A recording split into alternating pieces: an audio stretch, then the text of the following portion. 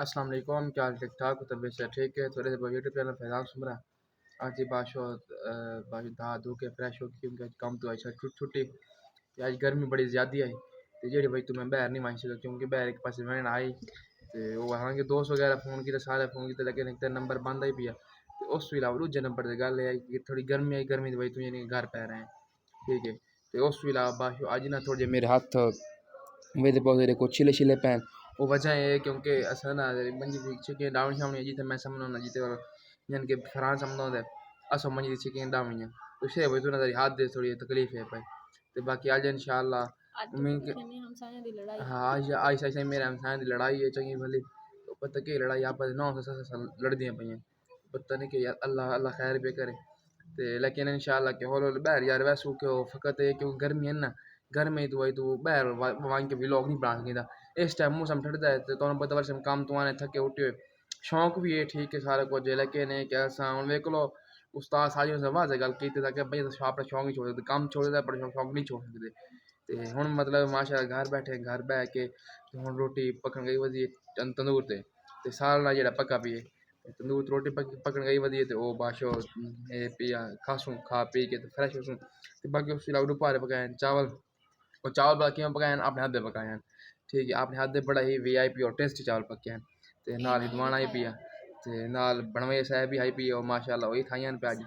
ठीक है ते मसात और सारे अज खाइयां ठीक है ते बाकी माँ मेरी समझाती बैठी इन बोल ठीक है मेरा दिल में अपनी माँ हाथ हाथ कैमरे से में क्योंकि वो बोले हाँ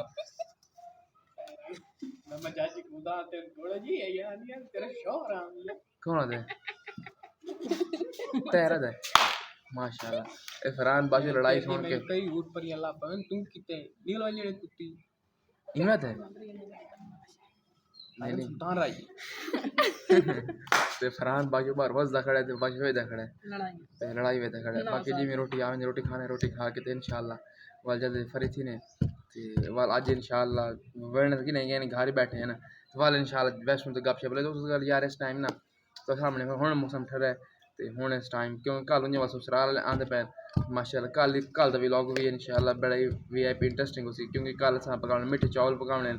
नाल केक वगैरह पकाने ते उस अलावा ना जिनके जिवें बिरादर तेन पता दिल क्रेसी वाला तो चीज़ लै सी ना ते बाकी इंशाल्लाह उम्मीद करने तो खैर चैनल सब्सक्राइब करो लाइक करो कमेंट करो ते व्लॉग लाजमी यार डिठी करो यार डिठी करो तो बिरा यार सपोर्ट की करो सकूं ठीक है ते बाकी इंशाल्लाह बस बाशो वेले मुंडे देरी इंशाल्लाह मैंने पे तो इंशाल्लाह वो व्लॉग भी तो ना लिसूं ठीक है बाकी वही है इंशाल्लाह जल्दी वैसे जल्दी क्योंकि रब तो थोड़ी कीती वधे हैं क्या लेन देन टाइम क्या नहीं लेने क्या है क्या नहीं बाकी इंशाल्लाह वैसू लाजमी वैसू ठीक है तो बाकी तो ये फरहान लड़ाई सुन लवे तो रोटियां भी रोटी खा के तो वाले इंशाल्लाह बाशो तो मिलते ब्रेक तो बाद अब फाइनली जी बाशो खाना शाना खा खू के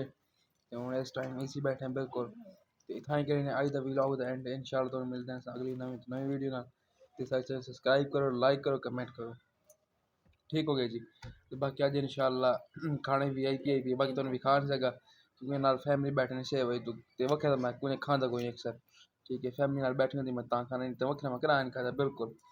तो बाकी थैंक यू अज का व्लॉग देने इंशाल्लाह मिलते हैं अगली नवी वीडियो में।